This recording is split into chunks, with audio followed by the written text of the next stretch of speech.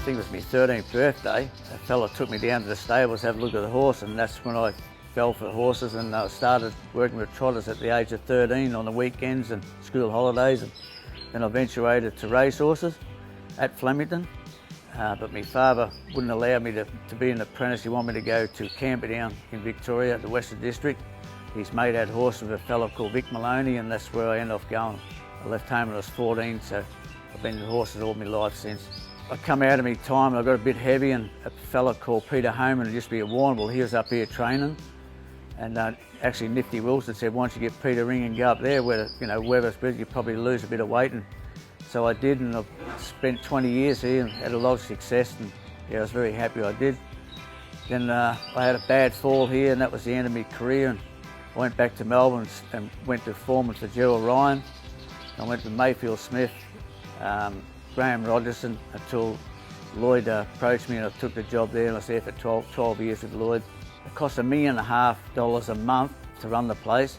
There's a lot of young kids that come out of there, been good trainers. It was just everything was spot on for horse, and they had learning schools. The vet would come and everybody be, so very educated young kids come out of the place, and it was just magnificent. I was there with 2 Melbourne Cups, learned a lot, hell of a lot off the vets, and Lloyd himself is a very astute businessman. He was very hard man, but very, very generous. He very looked after you. In the 70s, I'd come up here, come up with a bloke called Peter Homan, and I thought he had a stable full of horses. He didn't, he only had one. What the hell am I doing here? Then I met Brian Jorgensen, and he had a fair few horses at Atherton at that time, and I used to go up to Atherton and ride and work, and from then on we were just a great combination, and he moved his establishment down to White Rock. The horses were trained by me for Kilfard and myself. We had a lot of success for years. And when I left here, went back to Melbourne for 20 years and rang Brian up, so I've had enough, I'm coming, can you give me a couple of horses? He goes, yeah, not a problem. So we're coming now, he's just spent $250,000 on horses to upgrade us, so we're looking forward to this carnival coming. So I've got a good team behind me. Tiana, my stepdaughter, she'll be taking over the reins shortly because I'm ready to retire.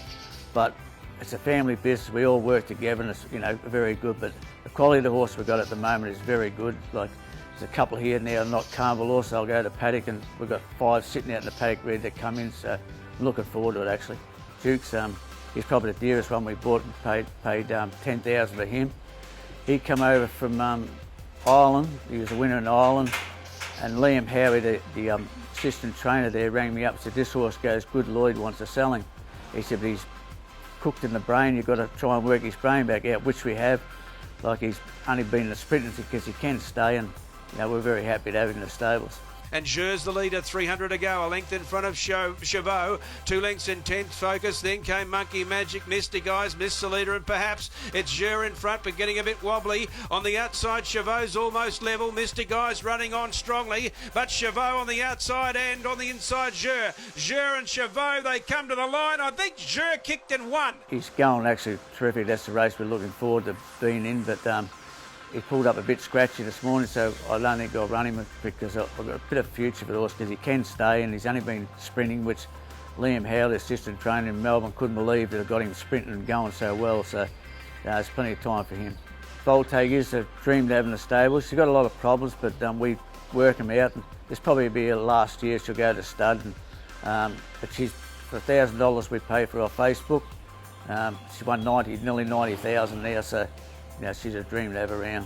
Voltaic is coming to the extreme outside. 200 to go. Agarwal's the leader. Trying hard. On the outside is Lord Archer. Voltaic's down the outside. Deputy Dan still boxing away. Agarwal in front. Voltaic at the 50 markers trying to peg it back. Agarwal in front, but Voltaic moves up, takes the lead. I was going to barrier trial, and I thought, well, she may as well have a race here. She does go well fresh. She might be a bit short, but she's very consistent. She won't disgrace herself.